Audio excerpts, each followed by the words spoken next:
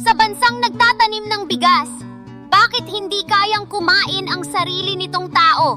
Kapag ang pagkain ay naging luho, hindi lang yan pagtaas ng presyo. Abuso yan.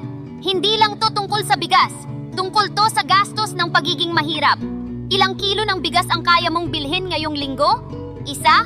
Dalawa? Wala. Habang may nakaimbak na sako-sakong bigas sa bodega at tumataas ang presyo dahil sa importasyon. Tayo pa ang sinisisi na hindi daw marunong mag-budget. Tumaas ng 7% ang presyo ng bigas mula noong nakaraang taon. Ngayon, 60 hanggang 65 kada kilo sa karamihan ng lugar. Pero ang sahod, hindi man lang gumalaw. Hindi na sapat ang minimum wage sa isang sako ng bigas. At habang gutom ang mga tao, may mga negosyanteng patuloy na kumikita. Hindi dapat si Monkey C ang gumagawa nito. Bumibili ng bigas, namimigay sa gutom na tao.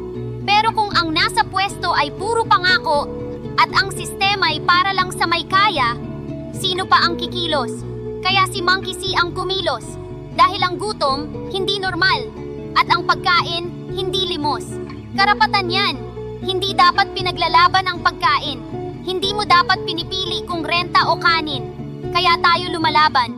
Sa paraan ng malasakit, ng galit na may direksyon. Dahil ang pagkain, hindi dapat ikinahihirap.